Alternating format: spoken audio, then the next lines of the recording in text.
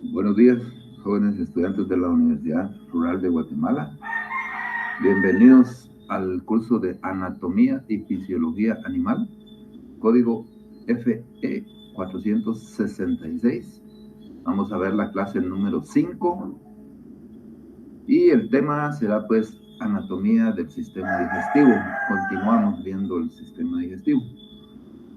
Bienvenidos también el día de hoy, sábado 5 de marzo, a todas las clases que van a recibir el día de hoy también. El objetivo de nuestra clase de anatomía es conocer los procesos fisiológicos del sistema digestivo, tanto de los animales monogástricos como de los animales rumiantes, asociados a la digestión de los alimentos en los animales y su mecanismo de control. Vamos a ir viendo entonces los temas con las diapositivas que están preparadas para hoy y vamos a ver la fisiología del sistema digestivo.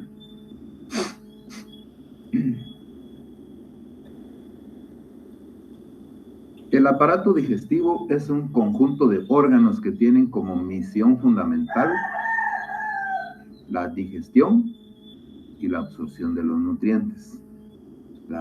¿Cuál es la importancia entonces del sistema digestivo?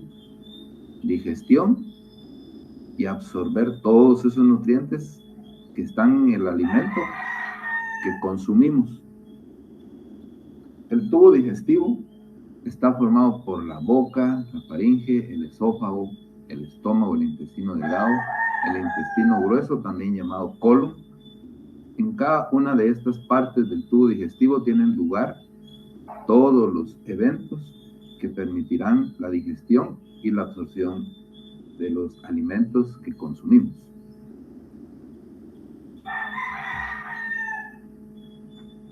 Transformación de los alimentos de los rumiantes. Vamos a hablar entonces cómo se transforman los alimentos tanto en los animales rumiantes como de los animales monogástricos.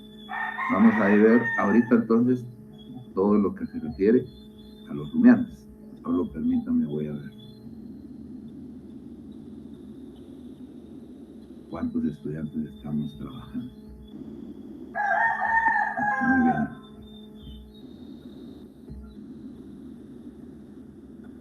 Entonces tenemos que la transformación de los alimentos de los rumiantes. Vamos a ir agrandando un poco las diapositivas para que las podamos ver mejor. Y les doy tiempito donde haya necesidad de tomar alguna foto, pues la tomamos. Transformación de los alimentos. Comenzamos con la aprehensión. La aprehensión es el conjunto de movimientos de la cabeza, de las mandíbulas, de la lengua y de los labios que permiten capturar, introducir el alimento en la boca y seccionarlo. La estructura de la mandíbula, lengua y labios condicionan la altura que pastan. Los bovinos difieren de los caballos en el modo de tomar el pasto. Los caballos arrancan el pasto con los incisivos al tenerlos en ambas arcadas. Entonces, arrancamos pues entonces con la aprehensión de los alimentos. Pues en las vacas, la aprehensión de los alimentos la realizan con su lengua. Ellos sacan la lengua y capturan una cantidad de pasto o zacate que ellos estén comiendo y con movimientos de la cabeza y la lengua junto con sus dientes incisivos de la mandíbula inferior y el rodete dentario que está en la mandíbula superior, pues lo cortan y lo tragan. Los caballos, en cambio, los caballos, ellos con los labios y sus dientes, ellos cortan el pasto a una altura que lo van pastando, ellos van pastando como a unos 5 centímetros de altura y van tragando su alimento. Los ovinos, Las cabras y las ovejas también van con sus labios y sus dientes, igual que en los caballos, ellos van cortando el alimento. Las ovejas y las cabras no sacan la lengua para poder cortar sus alimentos. Y estos animales, las ovejas, van pastando a una altura hasta de 3 centímetros. Ellos cortan bastante el pasto, mantienen bien bajo el pasto. Esto pues se ha aprovechado en algunos países para evitar incendios, porque las cabras y las ovejas, como dicen, pastan a una altura de 3 centímetros, todo se lo van comiendo, entonces cuando hay incendios no encuentra tanto pasto que quemar, ¿va? Entonces es bien importante la función de estos pequeños monogástricos. Los bovinos, las vacas, como no tienen sus incisivos superiores, ¿verdad? Aquí podemos ver. Ellos no tienen sus incisivos superiores ni sus colmillos. A esto entonces le llamamos rodete dentario. Ellos utilizan entonces la lengua como órgano prensil para agarrar o para sujetar el alimento.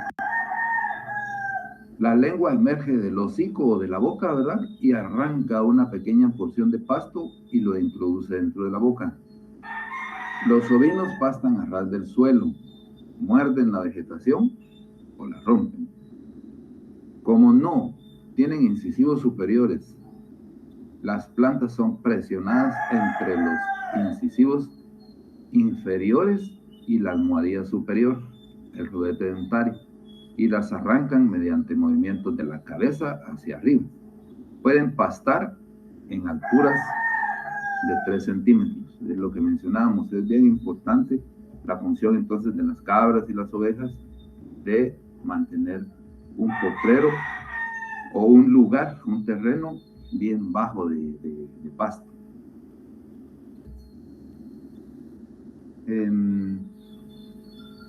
Vamos a hablar también sobre la palatabilidad.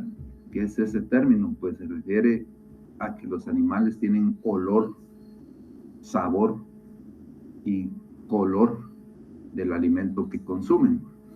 Entonces, tiene una gran importancia en la selección del alimento. En términos, designa las características físicas y químicas del alimento, que provoca una respuesta de los sentidos y una apetencia más o menos desarrollada por ellos. Church la define como las características alimentarias o las condiciones que estimulan una respuesta selectiva del animal, y depende solo del alimento, el sabor, el color, la textura, el olor. Los animales se guían mucho por el olor de los alimentos. Pónganse ustedes, conocen la melaza. La melaza se disuelve con agua 1 a 1, va 1 libra de agua y 1 libra de melaza. Entonces, ya esto ya disuelto, se le aplica al pasto, el pasto seco, como está ahorita en este tiempo, estamos en época seca, entonces se le proporciona heno al ganado, pero ya se le aplica un poquito de melaza, agua de miel, como le dicen, y esto pues le da palatabilidad, le da sabor, le da olor al alimento. Entonces pues el animal come este pasto seco, pero pues si le brindamos un poquito de color, olor y sabor, ellos se lo van a comer con ganas, aunque no tenga demasiado alimento, pero para eso se encargan los microorganismos del rumen para poder degradar el pasto que ellos comen, ¿no? Entonces, ese es el término de palatabilidad. Ahora miremos después de la aprehensión o la sujeción del alimento, miremos ahora qué pasa luego.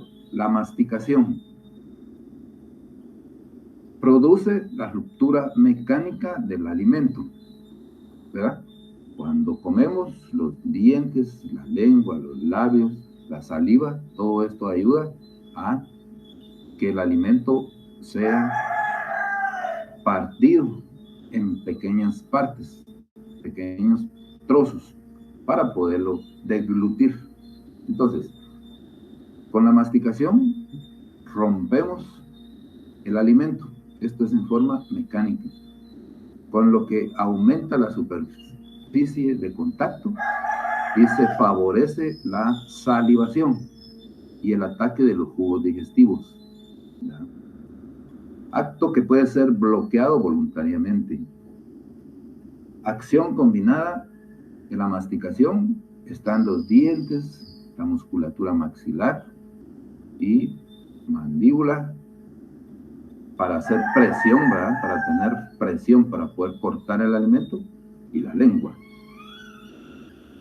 Los dientes, la función es cortar y degradar, ¿verdad?, los incisivos en los mamíferos, o triturar con los premolares y los molares de los herbívoros, ¿verdad?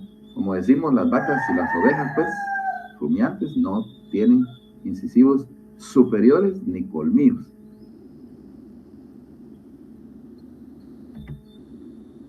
Entonces,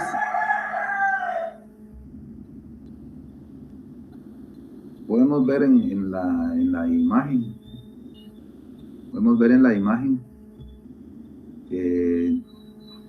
ver acá una masticación de esta vaca, ¿verdad? Ellos, si se dan cuenta, mueven horizontalmente la quijada para poder ir masticando sus alimentos, rompiendo el pasto, ¿verdad? Este acto que estamos viendo acá es la rumiación, ¿verdad?, que lo vamos a explicar más adelantito, pero la rumiación es el acto de que el animal regurgita el alimento para poderlo remasticar, entonces reensalivar y volverlo a tragar. Entonces, eso es bien importante porque el ganado se traga prácticamente el alimento y luego lo rumia. Esa es la función entonces de la masticación en el ganado. Luego que está masticando el alimento, también lo está salivando o ensalivando, como queramos decir. La salivación, función de la saliva es amortiguar los niveles de pH. En el ganado, estamos hablando ahorita de ganado, de los rumiantes.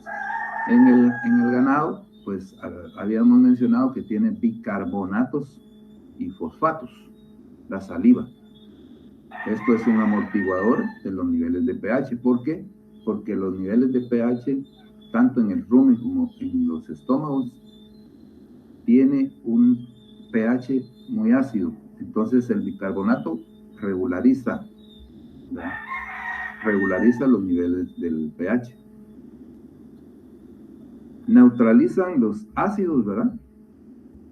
Neutralizan los ácidos, quiere decir pH bajo, abajo de 7, producidos por fermentación microbiana, manteniendo una acidez neutral que favorece la digestión de la fibra y crecimiento de microbios en el rumen, ¿ya? Entonces vamos a ir explicando un poquito esto. El ganado come pasto y zacate, ¿verdad?, que son plantas que poseen celulosa y hemicelulosa. Estos dos productos, que son carbohidratos, no los puede digerir el monogástrico, pero el rumiante sí puede digerir plantas que tienen celulosa y hemicelulosa, porque el alimento se va al rumen, donde hay una fermentación microbiana. Las bacterias son las que van a ayudar a digerir la celulosa y la hemicelulosa. Con la saliva el pH tiene bicarbonato y mantiene el nivel de acidez neutral dentro del rumen, ¿verdad?, para que estos microorganismos puedan digerir la celulosa y la hemicelulosa. La saliva es producida por las glándulas salivales que existen alrededor de la cavidad bucal. Las glándulas que producen el mayor volumen de saliva son las parótidas, ¿sí? ¿Cuáles son las glándulas que producen mayor cantidad de saliva? Son las parótidas. Luego, también están las glándulas molares inferiores que producen saliva serosa.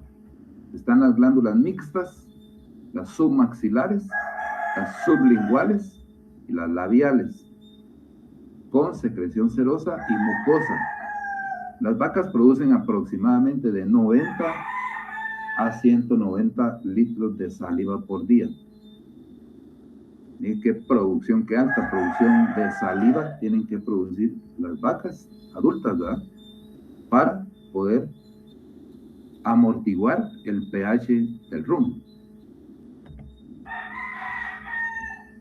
Luego de la salivación,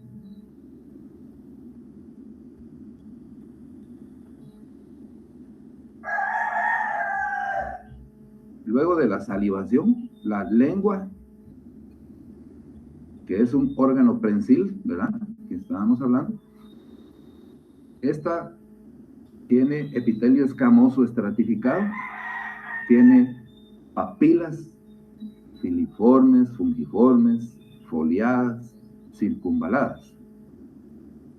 Estas papilas filiformes son cortas y blandas. Las fungiformes tienen terminaciones gustativas, la palatabilidad que hablábamos, ¿verdad? Palatabilidad, o sea, palatable.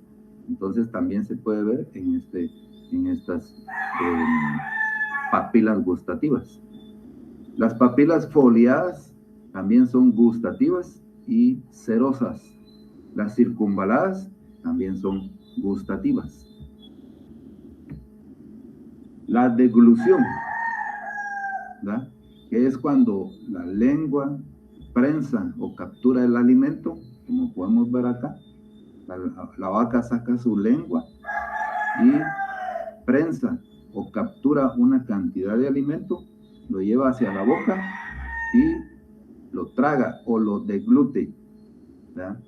Entonces la deglución es el paso ya del bolo alimenticio desde la boca hasta el aparato digestivo.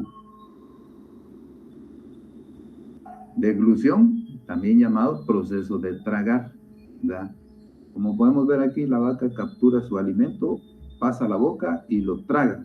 Así como lo cortó, lo traga y luego va a rumiar, ¿sí?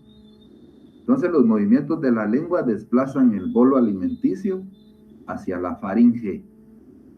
El bolo alimenticio luego pasa al esófago con movimientos peristálticos y del esófago lo lleva al estómago.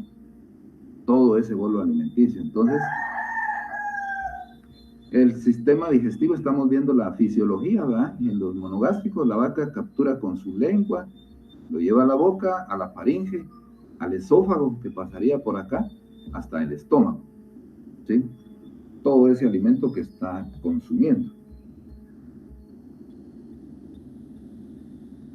Luego de que la vaca utiliza su lengua, traga el alimento, se va a producir entonces la digestión.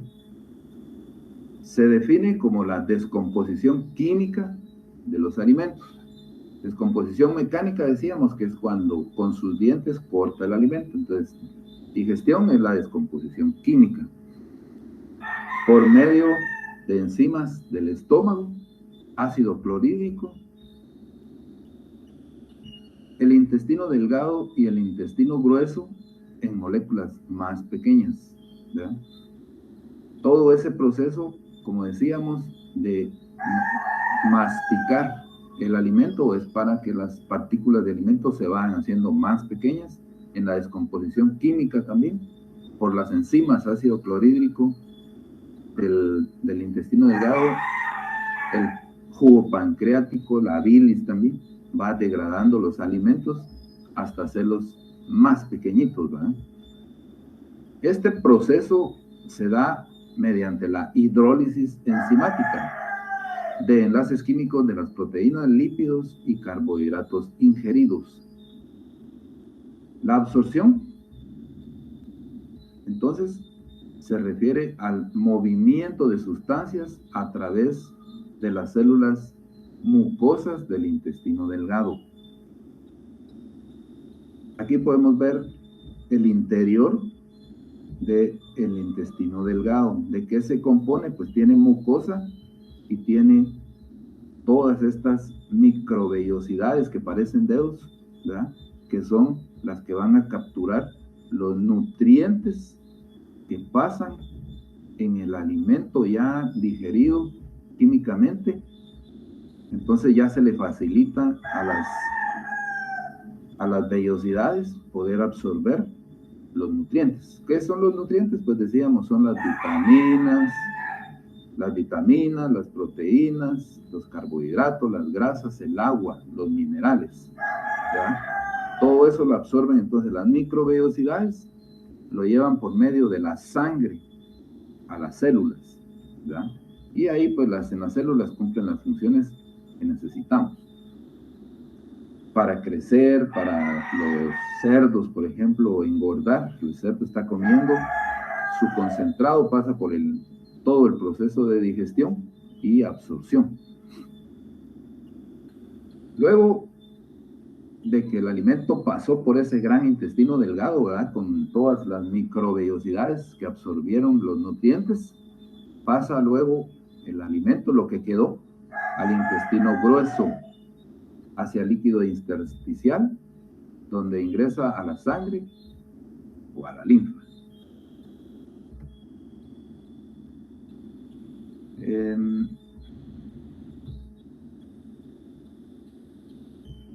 Los rumiantes, como decíamos, no tienen ni incisivos superiores ni colmillos, o sea, los caninos, ¿verdad? No tienen colmillos ni incisivos. Entonces, entre los rumiantes, las especies que pertenecen, tenemos los venados, los renos, los alces, las jirafas, los toros, las vacas, los búfalos, los bisontes también, los camellos, las ovejas y las cabras. Todas estas especies, entonces, pertenecen a los rumiantes. Ahora vamos a ver por qué se designa a estos animales como rumiantes. ¿Por qué rumian? Vamos a explicar otra vez el proceso de la rumia. Estos animales rumiantes consumen pasto y luego realizan la rumia,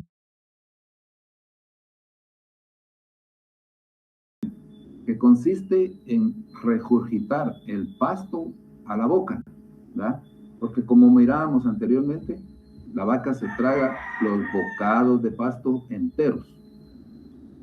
Entonces, regurgitar el pasto a la boca, que ya se encontraba el alimento en la panza. En la panza es el rumen o panza, por las contracciones peristálticas que ocurren para poderlo remasticar. Entonces viene el ganado, regresa el alimento, ¿verdad? Las hojas de pasto que se comió de un largo grande para poderlo remasticar en la rumia, ¿sí? Entonces, lo regresa para remasticarlo, para poderlo desmenuzar, ¿verdad? Se lo tragó entero, ahora lo vamos a desmenuzar en partículas más pequeñas. Le vuelve a agregar saliva y todo esto mejora la absorción del alimento. La rumiación reduce el tamaño de las partículas de fibra y expone los azúcares a la fermentación microbiana. Esa es la idea, que las partículas vayan bien pequeñas para que los microbios del rumen puedan exponer y trabajar, ¿verdad?, fermentar toda esa fibra que el ganado o los rumiantes consumían. Ya luego, ahora que entendimos bien entonces el proceso de la rumia, ya podemos ver en esta gráfica. Los rumiantes obtienen energía de las paredes de las células. Dentro de estas se encuentran los azúcares complejos y la hemicelulosa, ¿verdad? Entonces, el ganado come su pasto que tiene energía en estas paredes de las células que componen las hojas, los vegetales de las plantas. Dentro de estas paredes de las células encontramos carbohidratos o azúcares complejos que son la celulosa y la hemicelulosa de las plantas, también llamadas fibras. Es componente principal de los tallos de las gramíneas y de otras plantas. La población de microbios o microorganismos que viven en el retículo y en el rumen permite a la vaca obtener energía de toda esa fibra, de todo ese pasto, zacate, heno que ellos consumen, ¿verdad? Pues como decíamos, los monogástricos, entre ellos, los monogástricos estamos nosotros, no podemos comer esas cantidades de plantas que tienen fibra, que tienen celulosa y hemicelulosa, porque no la podemos digerir. En cambio, los rumiantes sí pueden hacerlo. La vaca se beneficia de los aminoácidos de la proteína bacteriana producida de las sustancias de nitrógeno de los alimentos. Acuérdense que el pasto, el zacate, posee nitrógeno, y este nitrógeno pues lo producen las bacterias, los microorganismos que están en el rumen, y luego estas bacterias son asimiladas, son absorbidas en el intestino, ¿verdad? Y esto pues le da energía a los animales rumiantes, ¿ya? La energía para poder crecer, formar carne, formar leche, ¿verdad? Está para obtener energía de esa fibra, obtener leche, carne, lo que necesitamos nosotros de nuestros animales que estamos criando para alimentación humana. Entonces, como decíamos anteriormente, pues los rumiantes son las vacas, las ovejas, las cabras, los renos o alces, entre otros.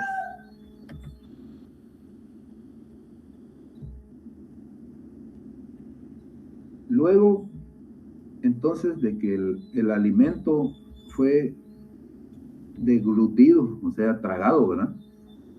Y pasó al estómago, en el estómago hubo una absorción una digestión de los alimentos, pasó por el intestino delgado, intestino grueso. Ahora vamos a ver la gran diferencia que hay en el estómago de un rumiante con el estómago de los monogástricos. Como decíamos, el rumiante tiene 4 estómagos, ¿verdad?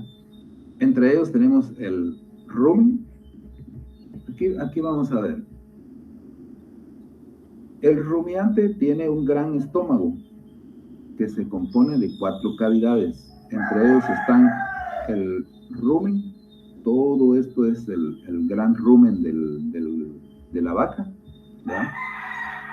Tiene su retículo en esta parte de aquí. Tiene su omaso y tiene el abomaso, que este sería el estómago verdadero, o sea, que es el estómago de los monogástricos. Aquí se va a llevar a cabo la digestión por medio de los jugos gástricos, ácido clorhídrico también. Entonces, este es el gran estómago de los rumiantes, que está compuesto entonces de rumen. Toda esta parte es la más grande de los estómagos.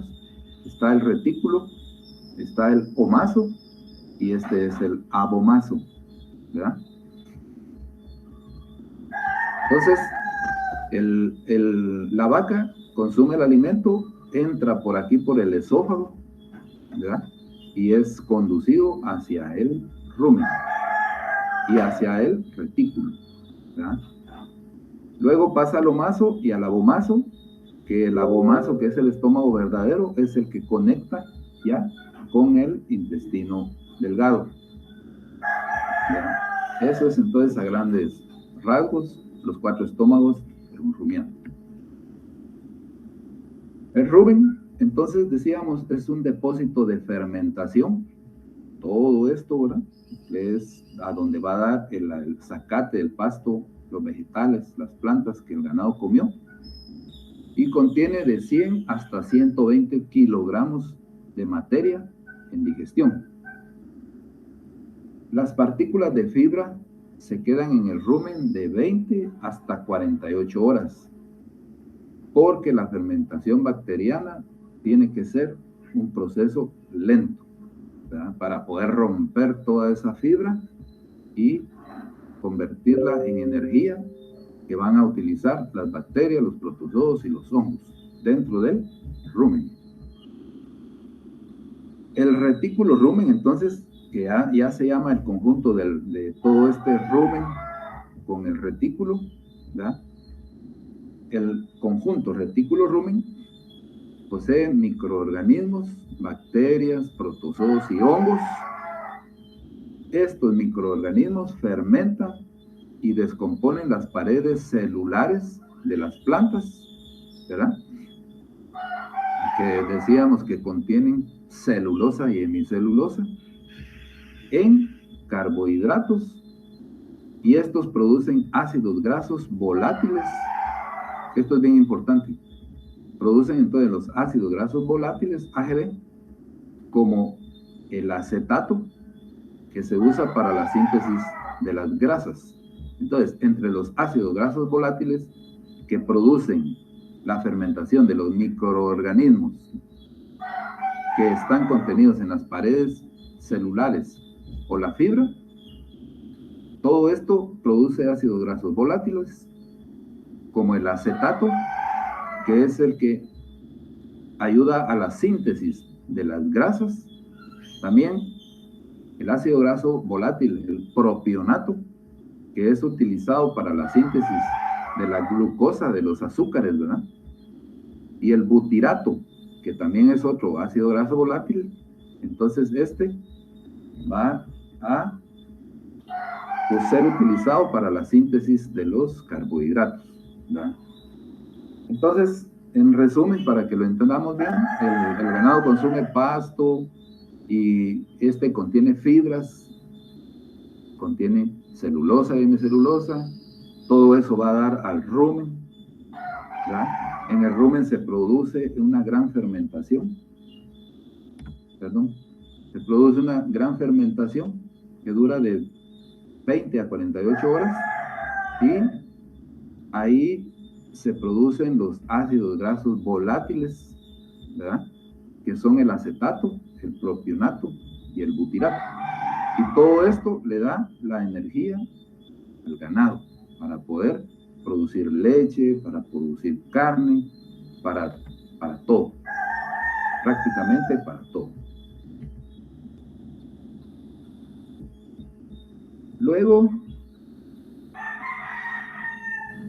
vamos a ver ahora la fermentación microbiana. Los microorganismos del rumen,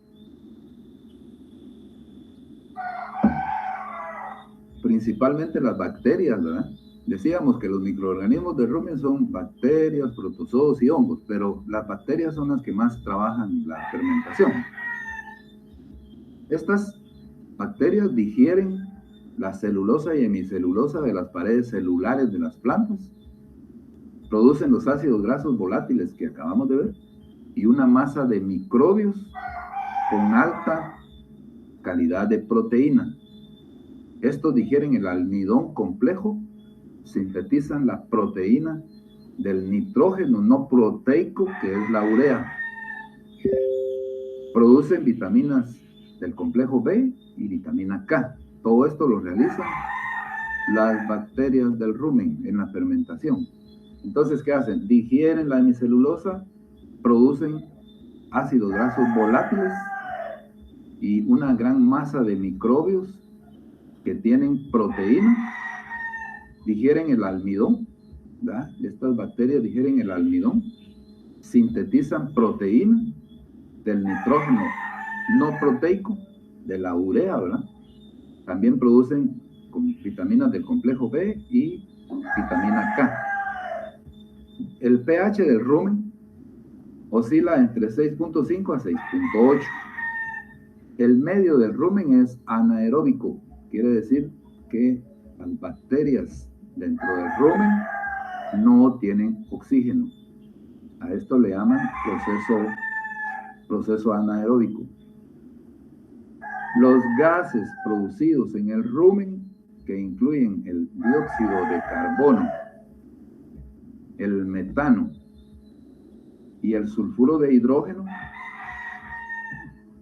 hay una producción hasta de 1000 litros de gases por día. Todo esto tiene que ser eructado, porque si no el ganado le da una enfermedad que se llama meteorismo, y esto pues le puede causar la muerte. La enfermedad se llama meteorismo, ¿verdad? Vamos a ver adelante. Pero, entonces los gases que produce el ganado cuando está pastando, consumiendo y haciendo absorción, produce dióxido de carbono, metano y sulfuro de hidrógeno. El metano es el gas que se va al medio ambiente y produce calentamiento global, ¿verdad? Entonces ahí hay un problema con esta producción de ganado. Acordémonos que es una producción a nivel mundial. ¿Cuántas vacas, cuántas ovejas, cuántos rumiantes hay en el mundo? Entonces la producción de ese gas es bien nocivo, ¿verdad? Bien peligroso. Entonces, luego del retículo rumen, vamos a pasar a ver lo que corresponde al omaso, el tercer estómago o cavidad de los estómagos del rumiante, llamado omaso. Entonces, el omaso está conectado al retículo por un conducto corto. Es un órgano pequeño que tiene una alta capacidad de absorción. En este sector, el alimento se sigue descomponiendo y reduciendo mientras el animal absorbe nutrientes, agua, minerales como el sodio, fósforo y ácidos grasos volátiles, y además ya va separando los desechos, todo lo que no se aprovecha. Entonces, el omaso tiene esta forma, ¿verdad? El interior del omaso presenta pliegues longitudinales que recuerdan a las páginas de un libro. Entonces, al omaso también se le llama librío, porque tiene esta apariencia, ¿verdad? Como que fueran hojas de un libro. Entonces, omaso o librío. Entonces, la función, como decíamos también, es reducción del tamaño de las partículas, es el paso del bolo alimenticio hacia el abomaso, ¿verdad? Entonces, el abomaso son todas esas funciones bien importantes que posee.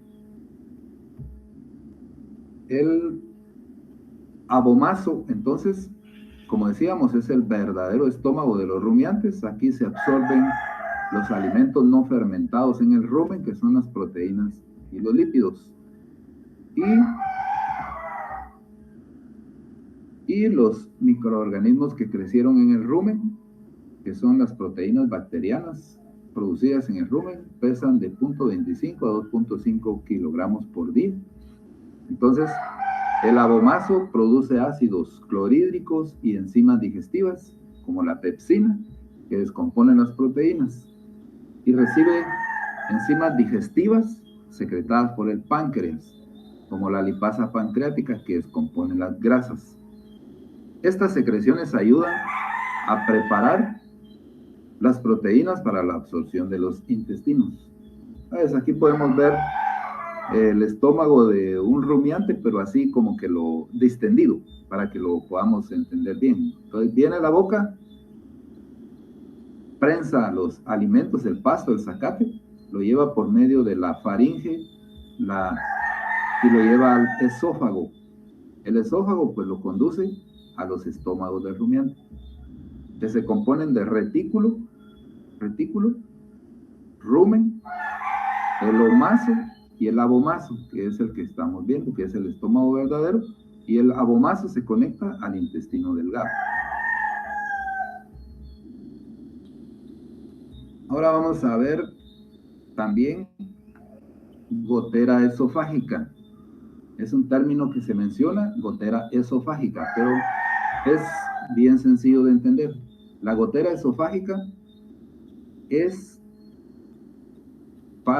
utilizada en los terneros que lactan, o sea, que todavía maman. La gotera esofágica está presente en las primeras semanas de vida de los terneros, ¿verdad? Esta gotera esofágica comunica el esófago al abomaso directamente, ya en los terneros lactantes. Entonces, aquí podemos ver, la gotera esofágica tiene su rumen, su retículo en los chivos, ¿verdad? Pero estos retículo y rumen todavía no funcionan. Entonces, este es el omaso y este es el abomaso, el estómago verdadero que acabamos de ver. Entonces, cuando el ternero toma leche, la gotera esofágica es esta. Lo que está mencionado aquí es como un canal, ¿verdad?, que conduce la leche directamente al abomaso. No tiene que irse la leche ni al rumen, ni al retículo, ni al omaso, sino que del esófago es tragada la leche y va a dar al abomaso. Esa es la función de la gotera esofágica. Entonces, ayuda a que la leche que consume el chivo no se vaya al rumen, sino que se vaya al abomaso. Porque si se va al rumen o al retículo o al omaso, la leche puede producirle problemas digestivos al chivo. Entonces, para eso es la gotera esofágica. Esófago, un canal directo al abomaso, que es el estómago verdadero. Esa es la función de la gotera esofágica. Aquí tenemos también otro comentario que dice que cuando el ternero toma la leche, la gotera esofágica forma un paso directo entre el esófago y el abomaso, lo que acabamos de ver. Y esto impide que se vaya al rumen porque causa cólicos, diarreas o timpanismo. Entonces, también una clave es de que cuando el ternero tome su leche, tiene que estar en esa posición hacia arriba para que esta gotera esofágica funcione normalmente, que se vaya del esófago al abomaso directamente. Si el chivo le dan la leche con la cara hacia abajo, entonces ahí puede hacer de que la leche se vaya al rumen, y es lo que no queremos. Luego de que ha pasado el alimento en los rumiantes del abomaso, pasa al intestino delgado, como decíamos, que es un tubo que llega a medir hasta 5 metros de largo, con una capacidad de 70 litros en la vaca adulta. En esta sección se mezclan los jugos pancreáticos, la bilis del hígado, y esto eleva el pH baja el pH a 2.5 en el intestino delgado por los jugos pancreáticos y la bilis. Bajan el pH a 2.5. Entonces, tiene que elevarse a 7 y a 8 el pH. Este pH es más alto para que las enzimas del intestino delgado funcionen correctamente, ¿verdad? Entonces, el pH normal para el intestino, para que trabaje normal, 7 a 8. La bilis, que es secretada por la vesícula biliar, se secreta en la primera sección del intestino delgado llamada duodeno. ¿Recuerdan que vimos esa parte? Para ayudar en la digestión. ¿Cuál es la función entonces? Absorción de nutrientes. En el intestino delgado la función es la absorción de nutrientes, utilizando las microvellosidades que vimos anteriormente. Yo creo que ahí vamos ya entendiendo todo el proceso digestivo, la fisiología del alimento que consumimos. Igual nosotros, esto mismo sucede. Luego, el alimento, el bolo alimenticio, en este caso los rumiantes, después del intestino delgado, donde fue absorbido todos los nutrientes, pasa al intestino grueso, que es donde se absorbe el agua y además excreta lo que sobra en forma de heces por el recto. Entonces, el intestino grueso está compuesto por recto, ciego y colon. Por el recto, entonces, sale todos los sobrantes que no fueron absorbidos del alimento. El ciego es otra parte del intestino grueso que al comienzo del intestino mide 90 centímetros de largo con una capacidad de 7 litros en una vaca adulta. Eso es el ciego. El colon produce la mayor parte de la absorción de agua del intestino grueso. Entonces, en el colon se absorbe la mayor cantidad de agua, que es una de las funciones del intestino grueso. Absorber agua y excretar todo lo que no fue utilizado. En cualquier caso, todo lo sobrante, todo lo que va a caer, pues queda en manos ya de la tierra, ¿va ustedes? Para que se aproveche como abono. Todo lo que cae a la tierra se aprovecha como abono. Ahora vamos a ver rápidamente a las 8. Lo que corresponde al sistema digestivo de los monogástricos. Pues también el sistema digestivo de los monogástricos posee esófago, estómago. Todo el alimento entra por el esófago, ¿verdad? Llega al estómago, que por medio del píloro comunica con el duodeno, que es ya parte del intestino delgado. Luego, en el intestino delgado, como decíamos, está compuesto de duodeno, yeyunio e ileón, ¿verdad? Ya lo habíamos mencionado anteriormente. El intestino delgado posee duodeno, yeyunio e ileón. Y en el intestino delgado, pues, se absorbe todos los nutrientes. ¿Cuál es la función principal del intestino delgado? Absorción de los nutrientes. Y todo el alimento, también en los monogástricos, ¿verdad? Los que tienen solamente un estómago, como los cerdos, las aves, los peces, los camarones. Ya luego del intestino delgado pasa al intestino grueso, lo que hablábamos también en los rumiantes, que posee el intestino grueso, está dividido en ciego, colon y recto, y la función es absorber agua y excretar todos los alimentos sobrantes. El hígado.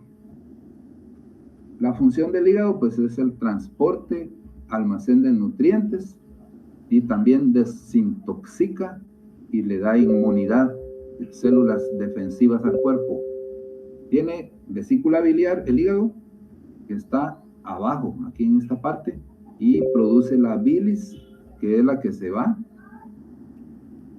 al duodeno. Libera la bilis y se va al duodeno directamente, que es parte del intestino delgado, ¿verdad?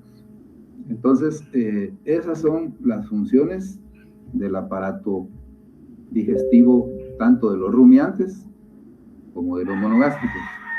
Jóvenes, muchas gracias por su atención. Solo déjenme un segundito tomar la asistencia del día de hoy. Les agradezco la presencia, la asistencia de ustedes, de estar tomando nota de lo que los catedráticos pues les compartimos, ¿verdad? Entonces, muchas gracias, jóvenes, por su atención. Nos vemos la próxima semana.